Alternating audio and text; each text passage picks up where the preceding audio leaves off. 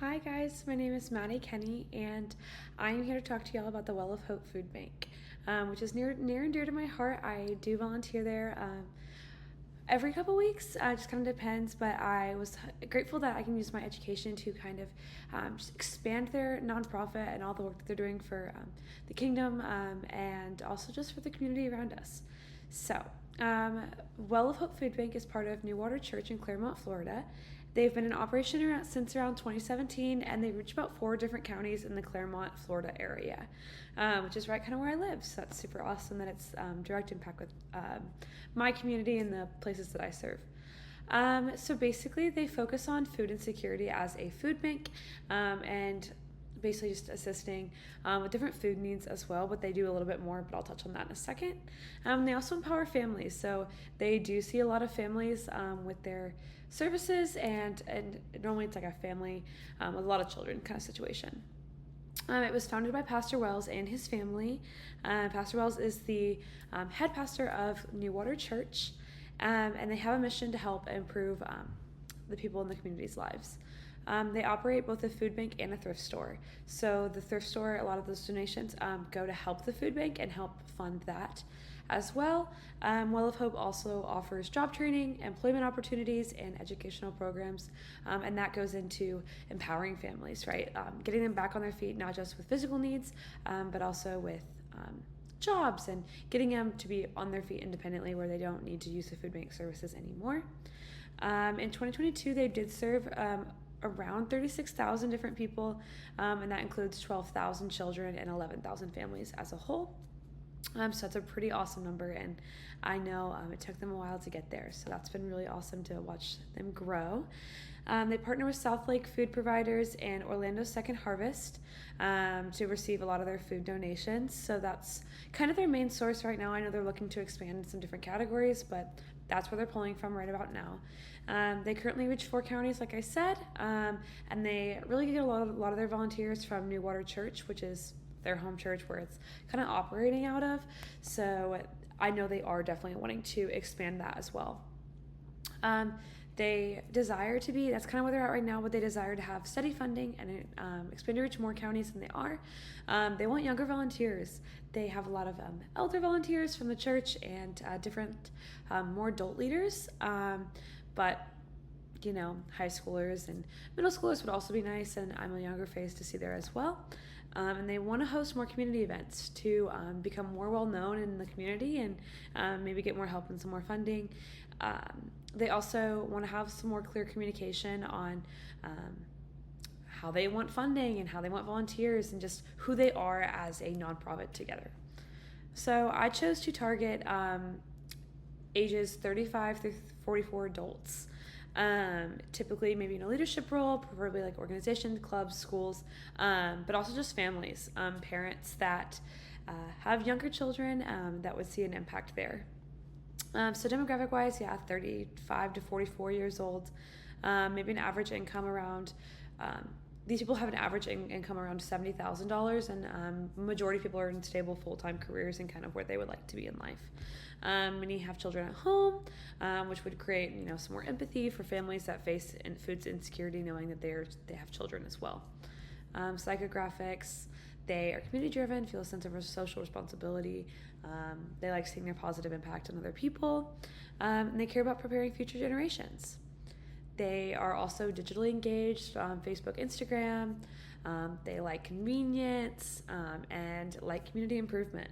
So that's a big thing. Alrighty, moving on. My goals. So goal number 1 is to build long-term financial stability through donors for the food bank. And my objective is to get 10 new recurring monthly donors who are ages 35 through 44 at $25 or more per month by January 2026. Goal number 2 is to increase community awareness and engagement with the food bank, and my objective for that is increase social media followers who are ages 35 through 44 on Facebook by 15% by January 2026. My third goal is to gain volunteers to expand the food bank's operational capacity. Recruit 3 groups and train 30 new volunteers between the ages of 35 through 44 by January 2026. And so I'm going to do this by number 1. The first goal we accomplished by an event, which will be a community block party at New Water Church. It'll be hosted there. as they're the main sponsor of the food bank. It's going to be free and open to all backgrounds. It's going to have games, carnival snacks, live music, the New Water worship team, booths highlighting the food bank's mission and encouraging donations, guest speakers, families impacted by Well of Hope services will come and speak and on how the organization has impacted them. It'll have a low-cost setup, being able to use the church's already amazing resources.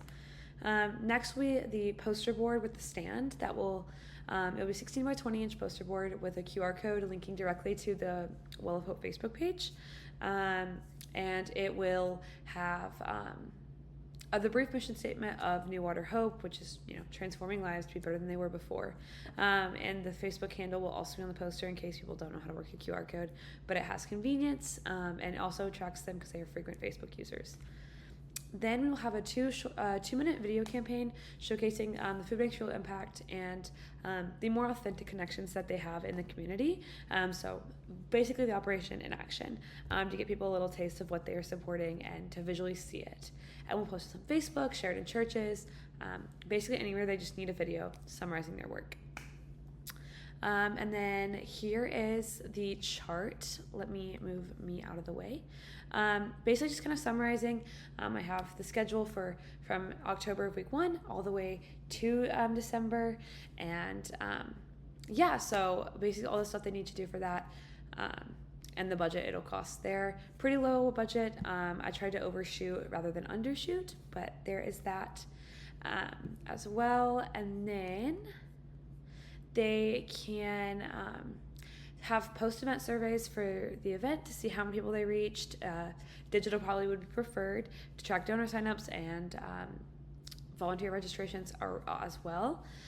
The poster board, we can track the QR code. So that's another benefit of using that. To monitor scan counts, check the Facebook analytics, all those kind of things.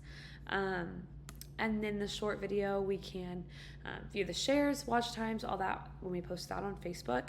And also we can track inquiries and volunteer signups from the point that the video released, just to kind of check how that's going. Obviously comments on different things. We can see the qualitative feedback as well from that. And then I think that this plan is really low budget. It encompasses the community as a whole, and has a whole community outreach, and that's how we can pull for the younger people, but also we're going to aim to target those older folks who have younger influence and can bring those younger people in to create a more unified experience for those young people.